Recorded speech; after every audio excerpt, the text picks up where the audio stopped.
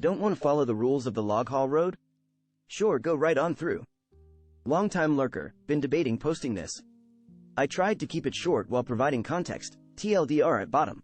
For context, I, 27F, work for a small, local security company. We mainly do oil, gas and logging roads. I typically work pipeline security, but I'm between sites at the moment waiting for spring breakup, when the ground starts to thaw and heavy. Equipment and trucks can't operate because this is swamp land. Before breakup, they've got a 24/7 log haul happening on one of the big logging roads in our area. Now because of this, traffic going against the log trucks is being restricted by us. I sit down at the far end of the log road and control who can go through the wrong way. This is limited to companies and their subcontractors because their sites are close to my end of the road and they don't interfere with log trucks.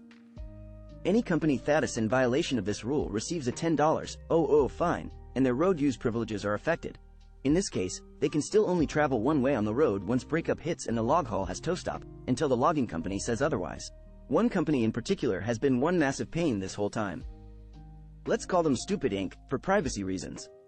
Now Stupid Inc.'s site sits about halfway down the log road. They have to go down to the far end of the road and drive the same direction as the log trucks. Well, they don't bother telling their subcontractors this, so all day every day I'm busy turning these guys away. One morning last week, this big pickup pulls up, and I ask the usual of, "Where you headed?" He gave me the kilometer number of where the site is. It's Stupid Inc. Only he gives me a different company name, a subcontractor. We'll call that one Rick Company. I informed the guy that he couldn't go this way. And he lost it. Starts cursing and swearing, yelling about how it's complete bullshit and I shouldn't be allowed to do this. He tells me he's gone this way down the road plenty of times when he's not working, and it's never been an issue. The thing is that private users, so just regular people, are technically allowed. Legally speaking, we can't stop them, as roads are public to a degree. There's a whole thing that I'm not get into. Private users are allowed to use the road, though we strongly caution against it. Alright, then I'm a private user and you can't stop me. You just told me that you're here for work, but alright, if you say so. You've been warned. And he floors it on down the road. What followed was a 4-day manhunt. I notified the road patrol supervisor, as well as road patrol, and my boss. I was asked questions for 4 days while they tried to identify this guy. Because he said he was going to work for Stupid Inc., they got hit with the fine. Of course, this didn't go over well with them either. Next thing I know, the site superintendent is asking me tons of questions about the guy. When I said he worked Rick Company, well, that didn't go over well. From my understanding, Rick Company was at risk of losing the contract they had with Stupid Inc. over this. Rick Company then started digging around, and I heard they found out who it was, and the guy lost his job over it. The kicker? He wasn't even working for Stupid Inc. that day. The superintendent told me, have Rick Company out working on anything. One of his employees had seen the truck I described way on the other side of Stupid Inc.'s site. He hadn't even stopped there. As far as anyone knows, he actually was there as a private user.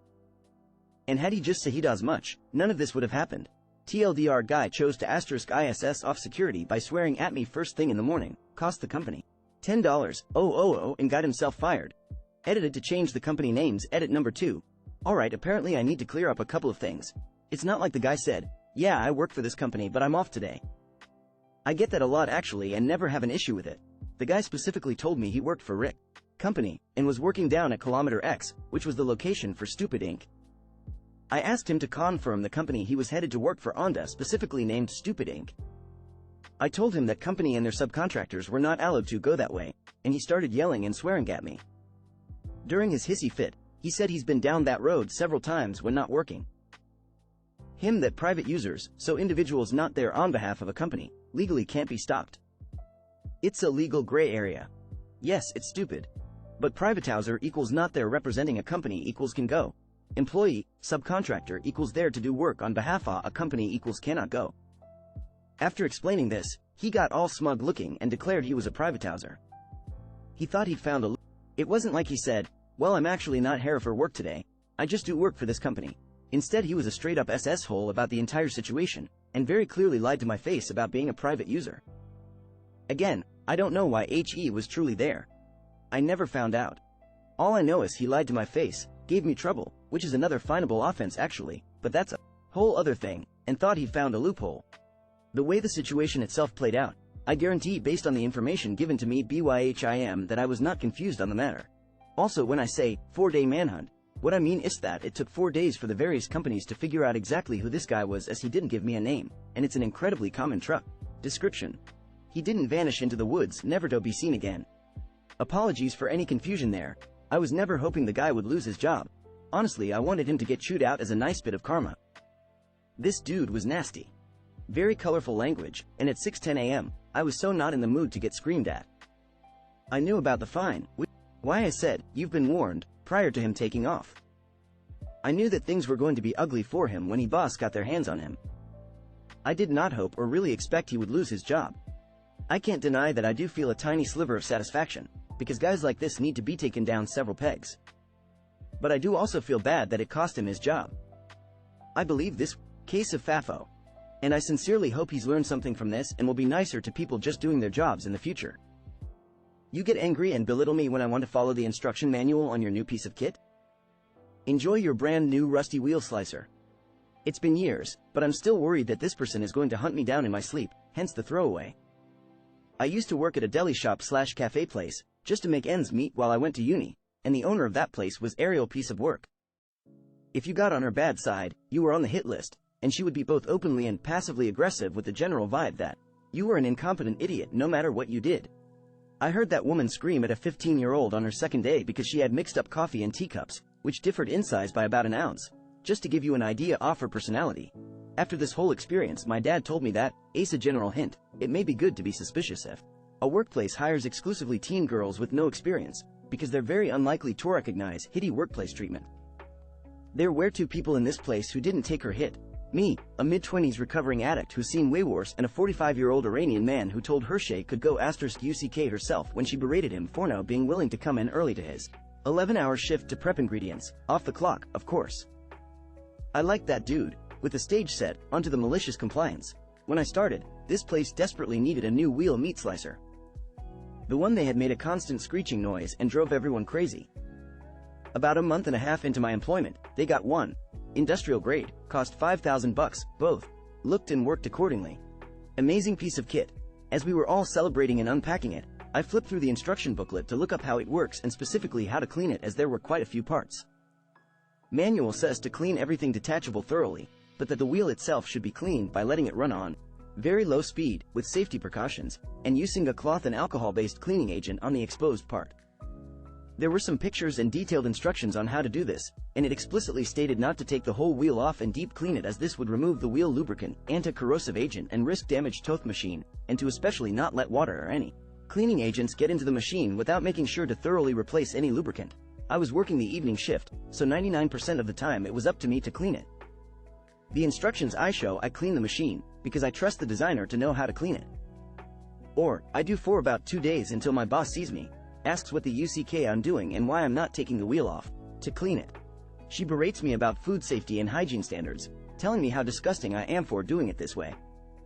I stand my ground and inform her I do it this way because of the instructions, that I'm following the manual, and explain the reason behind it.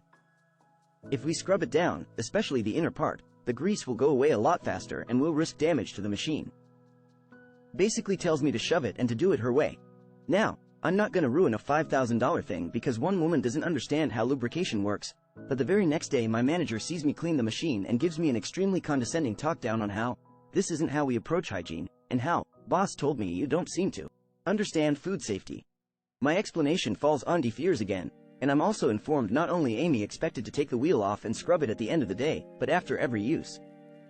Boss also wants me to make sure I spray off the inside section to ensure there's no bacteria in there, with some hints that there'd apparently been a whole colony of life growing in there due to my 2-day negligence. She wants me to spray soap and water mixture into the cogs of a machine they just bought. The blade is stainless steel, but the ucking cogs aren't ucking fine. If that's what you want me to do, that's what I will do. Every day, 5 times a day, I take that ucking machine apart and scrub it down. Every day I see that lubrication more and more, and after a week it's all gone, eventually becoming replaced by growing patches of rust. I feel bad for the machine, but I do as I've been told. I only work 6 days a week, so every day I come in after my break thinking that surely yesterday my manager would have reacted. Nope. She takes it apart just like I do, clean it like I do, and doesn't seem to think twice about the fact that this brand new machine is rusting apart in front of 4 eyes. In fact, she goes the extra mile and also scrubs the cog itself, which is probably why a year or so worth of lubricant disappeared in 1 week. The thing about rusty machinery is that it usually works up until a certain point, but once it reaches that point, there's no going back. One day, I turn it on, and it makes a screeching noise I can only imagine came from the soul of this bit of kit wondering why God has forsaken it, and it's like the clocks all stop.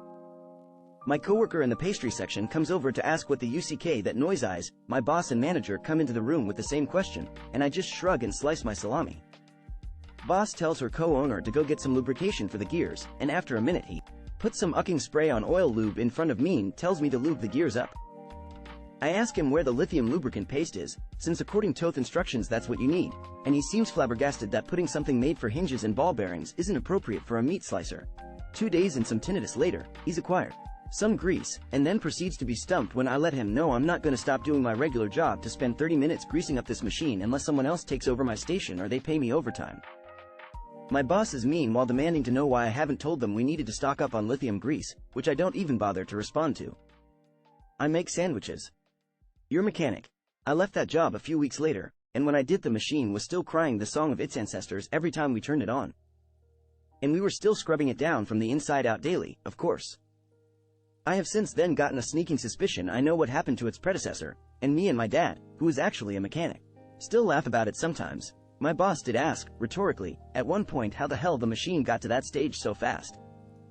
He answered that it's probably because we've been scrubbing the lubrication and corrosion protection off several times a day, and I take great pleasure in the memory that she completely ignored me. It's the only time while I was there that she snapped back at me, and I like to think she remembered back to when I explicitly told her that if we clean this thing in that way, this is exactly what would happen. Overall, I don't think a 5K machine would make or break anything, but UCK me did that feel good. And #X200B, edit, typos.